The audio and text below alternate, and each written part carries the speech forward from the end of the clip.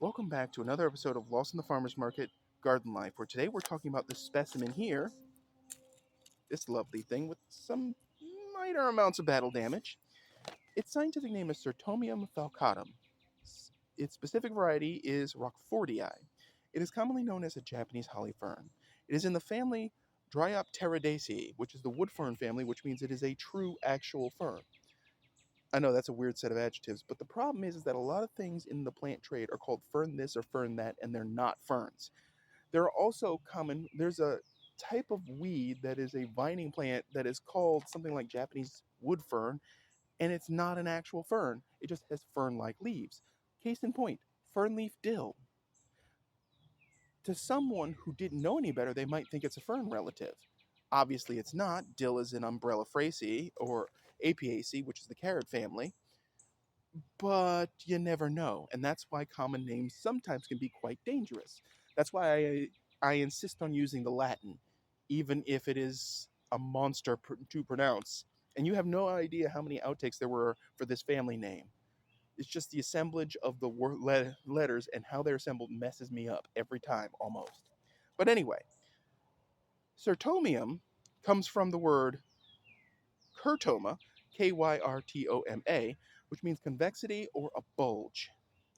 The word falcatum means sickle-shaped. Now, the convexity has to do with the bend in the leaves, and the leaves are curved and sickle-shaped, give or take, or shaped like a falchion, because let's throw some D&D in there. Da-da-da-da-da. Anyway, it is native to Eastern Asia. Okay, that's fine. It's hardy in USDA Zone 6 through 11 and is classified as a semi-evergreen perennial. Here in Zone 8A, it is a evergreen perennial unless we have a cold winter. About, I want to say it's like 2011-ish. Maybe, yeah, about 2011-ish, we had a super cold weather where the state was shut down for most of a week. And we got something to the tune of almost 6 inches of snow and people lost their minds. So yeah, that might put it into dormancy, but normally around here, not so much. Okay? So, its pH preference is 4 through 7, which is amazingly ranged into the acidics. But I wouldn't recommend dumping a soil acidifier on it. Regular old potting soil will be just fine since that's pH neutral or thereabouts. Our regular soil here in the Sandhills of Carolina in Zone 8A is acidic already. No need to add. It will be just fine.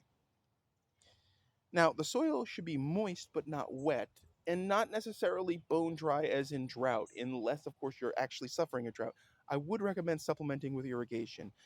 Care for it like other other, you know, important plants you have out in the garden, and it should be just fine. It's not a high maintenance plant, though, so you're not going to have to fuss over it. You might have to clear out the dead foliage at the end of the winter if it does go dormant, and you may have to apply a decent mulch, and I recommend pine straw for this area because, I mean, it's cheap, unless you go to Home Depot. Then they want your firstborn. I'm not bitter. Not at all. Anyway, its exposure is full sun. You heard that right. It's full sun. It is the only fern I know of that can take the full southern laser beam, hate you till you melt sun. And the only place that I've encountered sun worse than here is in Phoenix, Arizona, which is like walking on the sun. Yeah, that's a cheap song reference. Moving along. Yeah, it is the only fern that can take full sun and likes our soil. And it's highly adaptable, obnoxiously adaptable, but not invasive. So there's that, and that full sun part is my favorite part because it is a tough fern that tolerates a lot. Most ferns are not so tough. This one and the Japanese Painted Fern are my two favorites, flat out. They are literally the only true ferns in the entire garden because all the rest of you are namby-pambies. Anyway, its height can be 18 to 30 inches, and its width can be 18 to 30 inches, and I can confirm both of these because the first specimens I ever saw were that height, if not bigger, and I don't think they were Rochfordii. I think they were the original, which gets bigger. Now, its other name is House Holly Fern, which fits because this sucker, this mamma jamma, this guy right here, this thing, or girl, well, it's a fern, so anyway, this thing actually can be a houseplant in a sunny, hot room, and it'll be just fine. It adapts to a wide range of environments and doesn't need excessive amounts of humidity, unlike certain other ferns I can think of. So, I mean, it's great. It's also a good fern if you want to grow ferns, but you don't know what you're doing and you need a starter plant. It's like snake plants. It's like a snake plant, but for ferns. That's how tough it is. And yes, you can kill a snake plant. I've seen it, but none of mine. Nope, nope, nope, nope. Anyway, this plant is so resilient that it's escaped cultivation in Europe, Australia, New Zealand, North America, and the Atlantic Islands. So this thing is, you might find patches of this in the wild in the right spot. Amazing. Honestly, I think we should leave all the other ferns in the wild where they belong and skip them over. But that's my total bias statement right there. Anyway, it's not edible, it's non-medicinal.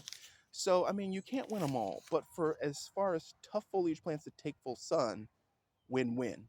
It's a perennial, it's tough, it's non-invasive, at least as far as I can find. And if y'all found anything, go ahead and show me where in the North America at least that it is invasive. Hard proof, folks. We run on hard proof. So anyway, how did I first encounter this plant? Because I teased at that. When I was going for my first degree at Fayetteville Technical Community College, and I was going for a horticulture degree, um, there's a building where they teach like the math, there's the phys ed gym nearby, and all that stuff, right? But in that building, there's an area, the building's sort of rectangular, but there's a square area that's a courtyard that's completely enclosed by the building. You get in by one of two, or I think it's like 2 to 4 sliding doors. And the only way out is to go back through the building through one of the sliding doors. But in this, the problem with this courtyard, although it was a nice idea in theory, it's surrounded on all sides by stonework and building, glass from the windows, because there's a line of windows going between, so you can see into the courtyard at all times from the hallways are surrounding. And it's stonework, and there's no canopy, there's no shade. It's basically like a little oven for students to, it's like a weird student oven, which is why I didn't like it. Because once you got past the summer, once you got into the summer, it was HOT hot. So, ringing it was a line of these guys. And they survived everything. And they were about knee high on me. So, easily 30 plus inches, no problem. And they were doing just fine. You know, I mean, they were, and this is from almost a decade old memory, mind you. So, keep that in. They may be bigger now. But anyway, they ringed the entire thing. And they survived students dropping stuff in them, pouring out fluids, having my neighbors are going crazy today. I don't know what the hell's going on.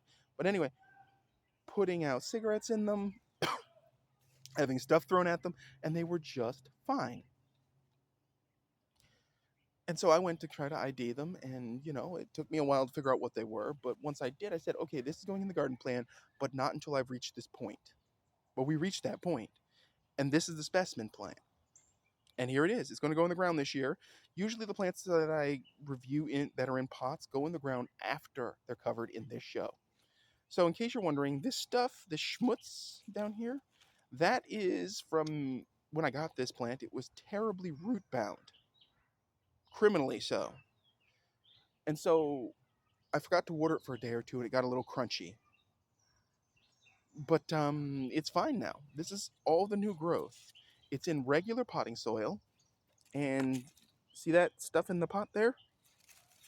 That is spent peat pots from propagation where the plant was transplanted or died.